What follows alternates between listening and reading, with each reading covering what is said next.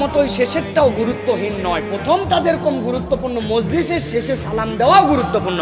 কোথাও গেছেন আসসালামু আলাইকুম রাহমাতুল্লাহ বলে বসছেন, চা খাইছেন, গল্প করছেন, এরপর আপনি চলে আসছেন, ভাই গেলাম তাহলে, হ্যাঁ আপনি আল্লাহ হাফেজ বলছেন, আল্লাহ হাফেজ না, আপনি চলে আসার সময় আপনি সালাম দিয়ে যাবেন, গেছেনও সালাম দিয়া, চলে আসছেনও সালাম দিয়ে। কারা কারা ঘুমায় গেছেন ভাই হাত তোলেন তো ভাই, ঘুমান নাই তো কেউ? হ্যাঁ, তাহলে এই প্র্যাকটিসটা আমাদের করা লাগবে। আমি তো গ্রামে প্রচুর পরিমাণ আসি, আমার গ্রামের প্রতি অনেক টান, আমার ভালোবাসা, এই গ্রামে আসলে আমার শান্তি লাগে। এই জন্য আমি গ্রামের মধ্যে চাই যে আমাদের এই গ্রাম, আমাদের উত্তরপাড়া, পূর্বপাড়া, পশ্চিমপাড়া, দক্ষিণপাড়া, হিন্দুপাড়া, আশপাশ যতগুলো আছে, আমরা এমন একটা ভালোবাসার সম্পর্কে সম্পর্কিত হতে চাই যে সম্পর্কটা আমাদেরকে অনন্য করবে। এই যে মসজিদ, যেই মসজিদে আপনারা আসছেন, এই মসজিদ নির্মাণ হয়েছে, এটার একটা স্বপ্ন আছে, এটার একটা উদ্দেশ্য আছে। এলাকায় যাবেন, তোমার বাড়ি কোথায়? অমুক মন্ত্রীর ধারে আমার বাড়ি। আপনি যাবেন, জিজ্ঞাসা করবে অমুক বিশ্ববিদ্যালয়ের ধারে, অমুক কোম্পানির ধারে আমার বাড়ি। পরিচয় দেয় কি দেয় না? দেয় না? অমুক বড় বাজারের ধারে আমার বাড়ি। আমাদের একটা স্বপ্ন, এই গ্রামবাসী কোনো এক সময় পরিচয় দিবে বাইতুল হুদা জামে মসজিদ, এই আদর্শ মসজিদের গ্রামে আমার বাড়ি। এটা আমাদের স্বপ্ন। মসজিদ কিভাবে? মসজিদ কোনো ইট পাথরের নাম নয়, মসজিদ কোনো অবকাঠামোর নাম নয়। আল্লাহর ঘরে যেখানে সিজদা দেওয়া হয় ওটাই মসজিদ। আল্লাহ উম্মতে মুহাম্মাদের জন্য পুরা দুনিয়াকে মসজিদ বানায় দিয়েছেন, ও যেখানে সিজদা দিবে ওখানেই কবুল হবে। তাহলে মসজিদের কাজ কি? মসজিদের কাজ আছে, মসজিদ আপনাকে আখলাক শেখাবে, মসজিদ আপনাকে ভালো মানুষ হওয়ার পাঠ দিবে, তরুণদেরকে নিয়ে স্বপ্ন দেখবে, যুবকদেরকে নিয়ে স্বপ্ন দেখবে। এলাকা যেন অপসংস্কৃতি না হয়, তার বিপক্ষে তরুণরা জাগবে। এলাকায় ক্ষুদ্র ঋণের কার্যক্রম চলবে, মসজিদ থেকে মক্তব চলবে, মহিলাদের হালাকা চলবে, মসজিদ সব সময় আবাদ থাকবে। মসজিদের মধ্যে দ্বীনের তালিম চলবে, মসজিদের মধ্যে ইতিকাফ চলবে, মসজিদের মধ্যে মুরব্বীদের জন্য আয়োজন চলবে, কোরআন শিক্ষা চলবে। মসজিদের মধ্যে এমন ধরনের কাজ চলবে যে আশপাশের সকল গ্রাম আলোকিত হয়। এইটা হচ্ছে মূলত মসজিদ। তাছাড়া তো মসজিদ যেমন তেমন একটা হলেই সেটা মসজিদ। আমরা মনে করছি দেখতে হেভি হওয়া লাগবে, ফাউন্ডেশন 3 তলার হওয়া লাগবে, এসি হওয়া লাগবে, এ হওয়া লাগবে। এটা মসজিদের অবকাঠামো, কিন্তু মসজিদের মূল কার্যক্রম, মসজিদের মূল অনুপ্রেরণা হচ্ছে তার আশপাশের মুসল্লিরা কতটুকু ভালো, ঠিক কিনা? এখন বলো আমার তরুণরা, যুবকরা, সামনে খেলার মাঠ আছে, মসজিদে যদি নামাজ হয় আর তুমি যদি খেলার মাঠে থেকে এই মসজিদে না আসো, তাহলে কেমনে আমরা পরিবর্তন হলাম? এই গ্রামে যদি যৌতুক চলে, এখনো মেয়ে বিয়ে দেওয়ার সময় বাপকে চিন্তা করতে হয় যে আমি মেয়ে বিয়ে দিব কেমন করে। এই গ্রামে আপনার পাশের বাড়ির লোক অসুস্থ হওয়ার পরেও এখন পর্যন্ত সে কোনো সাহারা খুঁজে পায় না যে আমার সামর্থ্য নাই, সবাই মিলে কিভাবে আমাকে একটু আগায় দিবে। ওই সরিষা লাগানোর আগে, আলু লাগানোর আগে তার মাত্র 5,000 টাকা দরকার। এই জন্য সে চলে যাবে এমন জায়গায় যেখান থেকে 5,000-এর পরিবর্তে আলু তোলার পরে তাকে দেওয়া লাগবে 7,000 টাকা, কিস্তি মিস করলে দেওয়া লাগবে 10,000 টাকা। তাহলে কোথায় গেল সেই মানবতা? আমরা কর্জে হাসানা কেন দিতে পারলাম না? অপর ভাইয়ের সেবায় কেন আমরা একটু আগায় আসতে পারলাম না?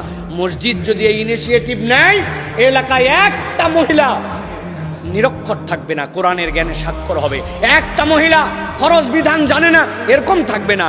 ফরজ কাপড় চোপড় ধুতে হয় কেমন করে এটা জানে না, এরকম কোনো মহিলা থাকবে না। ওই মহিলা বিশুদ্ধ কোরআন পড়তে শিখবে।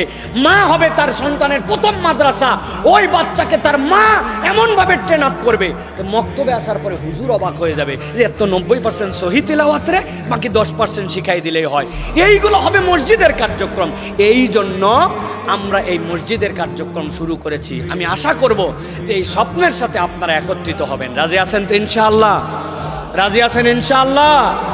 এর বাহিরে কোনো উদ্দেশ্য নাই, কোনো উদ্দেশ্য নাই। বিদেশি কোনো ফান্ড থেকে 1 পয়সা এই মসজিদের জন্য আনা হয় নাই। আমার ক্ষুদ্র পরিচয় আছে, একটা পেজ আছে, 35 লক্ষ লোকের মতো কম বেশি আমাদেরকে ফলো করে। আমি যদি একটা ঘোষণা দিতাম যে ভাই আমার টাকা দরকার, কিছু না দিলেও তো 10,000 টাকা দিত, সব মিলে দিত না মানুষ ভাই? বা 20,000 টাকা তো দিত না, কম বেশি যাই হোক, কিন্তু কোনোদিন কিন্তু এই ঘোষণা দেয় না। আমার কথা, গ্রামের একটা মসজিদে আমি আমেরিকার লোকের টাকা নিতে যাব কেন? ঘোষণা দিয়ে ঢাকার লোকের টাকা দিতে যাব কেন?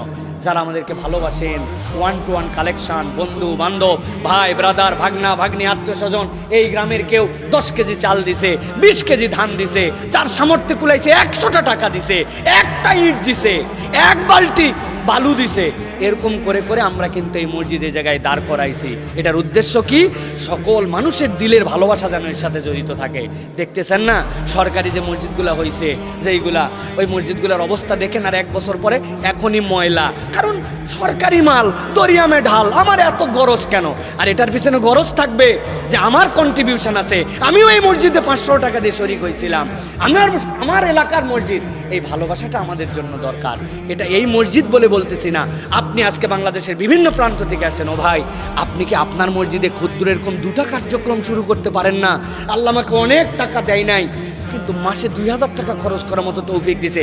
একটা ছেলে নিয়ে মসজিদে আমি আমার একটা মক্তব চালু করছি, যে আমার একটা মক্তব আমার মসজিদ থেকে এখন চলবে।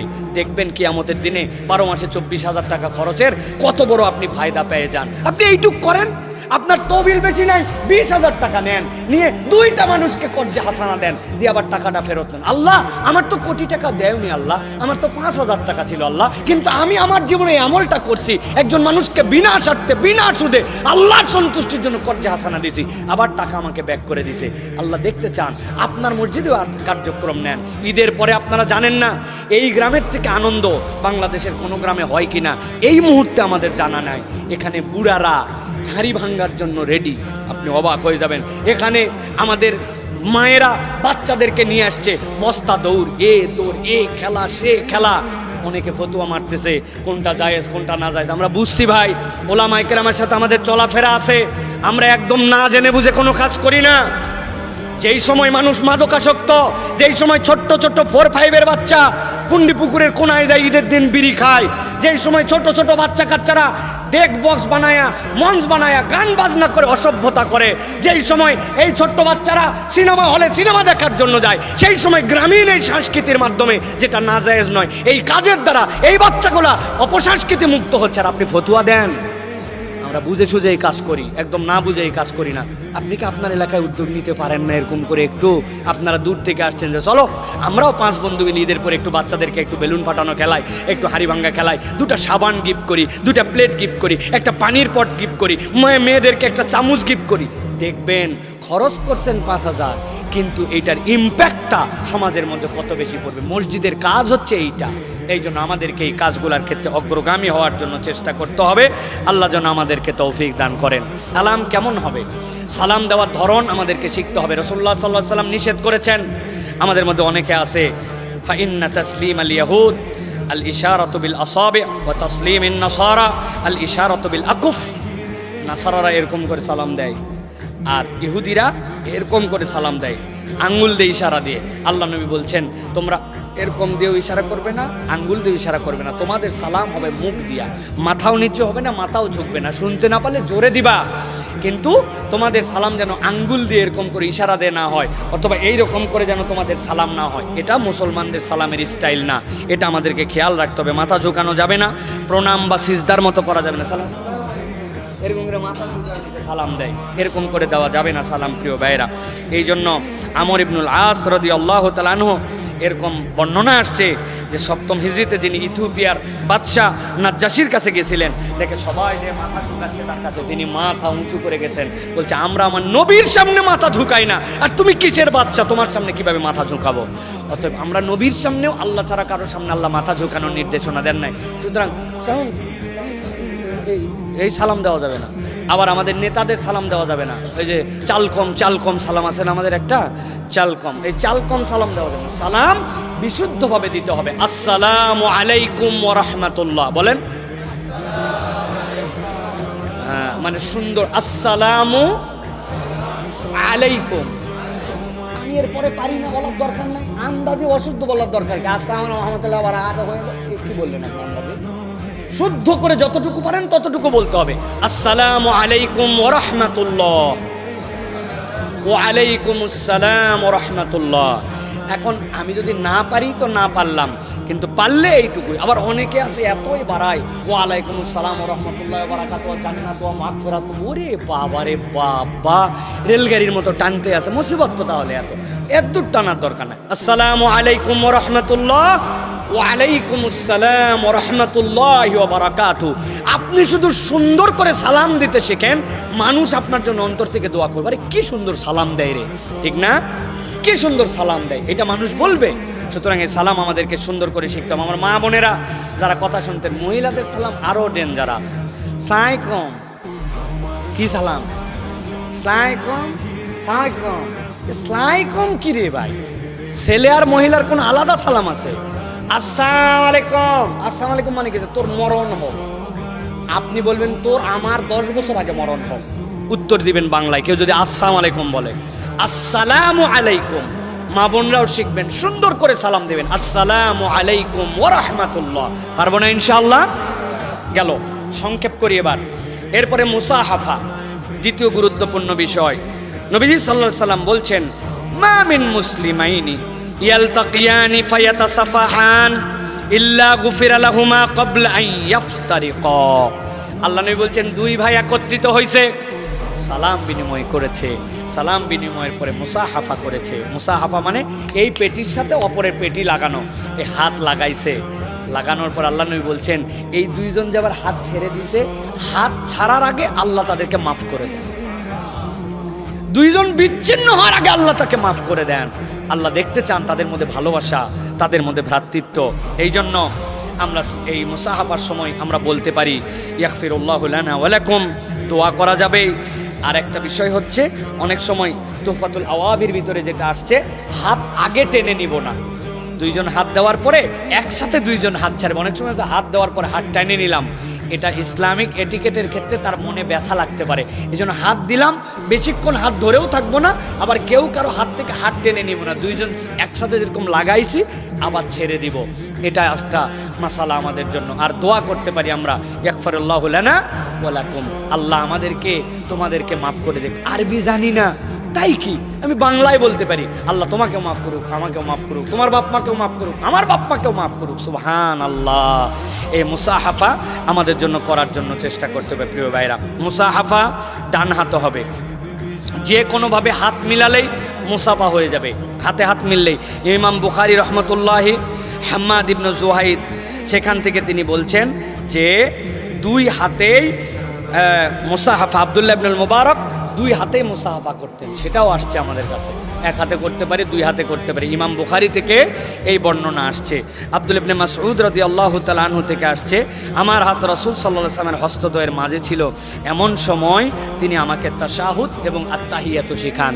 তার মানে রাসূল সাল্লাল্লাহু আলাইহি ওয়াসাল্লাম তাকে ডাক দিয়েছেন মুসাহাফা করতে, দুই হাতের মধ্যে আব্দুল্লাহ ইবনে মাসউদের হাত ছিল। তার মানে এর দ্বারা প্রমাণ হয় মুসাহাফা দুই হাতেও আমাদের জন্য সুন্নাহ। এই দুই হাতে ছিল, বলতেছেন আব্দুল্লাহ ইবনে মাসউদকে আল্লাহ নবী এরকম দুই হাতের মধ্যে তার হাত ধরে রেখে তাকে তাশাহুদ শিখান এবং তাকে আত্তাহিয়াতুর শিক্ষা দান করেন। সুতরাং এক হাতে মুসাহাফা নাজায়েজ নয়, করতে পারি। হাতে হাত লাগলেই মুসাহাফা হয়ে যাবে, তবে দুই হাতে মুসাহাফা একটা আদব, এটাও আমরা করতে পারি ইনশাল্লাহ। তবে এই নিয়ে বিতর্ক করা যাবে না যে দুই হাতে করা বেদাত, এক হাতে করাই সুন্নত, এটা বলার কোনো অবকাশ নাই, যেহেতু সালাফদের আচরণ থেকে, হাদিসের ব্যাখ্যা থেকে এইভাবে আমাদের কাছে বর্ণনা এসেছে। আল্লাহ রাব্বুল আমিন আমাদেরকে সালাম এবং মুসাহাফা করার তৌফিক দান করেন। 3 নম্বরে যেটা, সেটা হচ্ছে মুআনাকা। মুআনাকা মানে বুক মিলানো। হাদিসের মধ্যে আসছে, যায়েদ ইবনে হারিসা সফর থেকে রাসূল সাল্লাল্লাহু আলাইহি ওয়াসাল্লামের কাছে আসলেন। যায়েদ ইবনে হারিসা রাসূল সাল্লাল্লাহু আলাইহি ওয়াসাল্লামের পালক পুত্র, রাসূলুল্লাহ সাল্লাল্লাহু আলাইহি ওয়াসাল্লাম অত্যন্ত তাকে ভালোবাসতেন। যায়েদ ইবনে হারিসা যখন আসেন, আল্লাহ নবী সাল্লাল্লাহু আলাইহি ওয়াসাল্লাম তাকে জড়ায়ে ধরলেন, তাকে জড়ায়ে ধরে তাকে চুমু দিলেন, তার কপালে আল্লাহ রাসূল সাল্লাল্লাহু আলাইহি ওয়াসাল্লাম চুমু দিলেন। কানা আসহাবুন নবী সাল্লাল্লাহু আলাইহি ওয়াসাল্লাম ইযা তালাকু তাসাফাহু ওয়া ইযা কদিমু মিন সাফারিন তাআনাকু। যখন তারা দেখা হতো, র্যান্ডম, আমার সাথে মুখের দেখা হচ্ছে, সব দেখা হওয়ার মাত্র তারা সালাম দিয়ে মুসাফা করতেন। কিন্তু যখন সফর থেকে আসতেন, অনেক দিন পরে দেখা, ভ্রমণে গেছিলেন, আপনি ছিলেন না, আপনার বাড়িতে ব্যাক করছেন, এই আন্তরিক দেখা হওয়ার সময় তারা একজন আরেকজনের সাথে বুক মিলাতেন, কাঁধের সাথে কাঁধ মিলাতেন। এই মুআনাকার ক্ষেত্রে বিধান কি? ডান কাঁধের সাথে ঘাড় লাগিয়ে দেওয়া, এই কাঁধের সাথে ঘাড় লাগানো, মানে আপনার ডান আমার ডান এইভাবে লাগবে। এখন আমরা যেটা একবারে 3 দিকে করি, 3 দিকের করার ক্ষেত্রে অনেকে আপত্তি আছে। একদিকে লাগানোটাই এটা হচ্ছে আমাদের জন্য আসাহ, এটাই হচ্ছে আমাদের জন্য উত্তম প্রিয় ভাইরা। এরপরে চুমু দেওয়ার বিধান, যে ছেলেরা ছেলেদেরকে হাতের মধ্যে চুমু দেওয়া, কপালে চুমু দেওয়া। আপনার আব্বা আপনি তাকে মহব্বত করেন, আপনি আপনার বাবার হাতে চুমু দিতে পারবেন। আপনার ওস্তাদ, আপনার পছন্দ হয়েছে একজন বুজুর্গ ভালো মানুষ, আপনার ইমাম, আপনার একজন আবেগী মানুষ, তার কপালেও চুমু দিতে পারবেন, হাতেও চুমু দিতে পারবেন। এটা সাহাবাই কেরাম থেকে আমল ছিল। কদম বুচি ইসলামের আমল নয়, বরং হাতে চুমু দেওয়া, কপালে চুমু দেওয়া, এইটা আমাদের আমল। আমাদের মধ্যে কিন্তু এইটা নাই। গ্রামের মধ্যে আছে, ঈদের দিন আপনি আপনার বাপের কপালে চুমু দিয়েছেন, বলছে আমি কি আর ছোট সোল আছি এখন চুমু দিব? এটা লজ্জার বিষয় না, বাপের কপালে হাতে চুমু দেওয়া যায়। অথচ এটা হচ্ছে একটা আমল ছিল যে মুরব্বীদের হাতে চুমু দেওয়া, কপালে চুমু দেওয়া, এটা আমরা দিতে পারি প্রিয় ভাইরা। সুতরাং আমরা ইহুদি খ্রিস্টানদের মতো করব না, আমরা এর ব্যতিক্রম চলার জন্য চেষ্টা করব। আর আল্লাহ রসুল যে আমাদের জন্য পথ পদ্ধতি বলে দিয়ে গিয়েছেন, সেই রকমভাবে আমরা আমল করার জন্য চেষ্টা করব প্রিয় ভাইরা।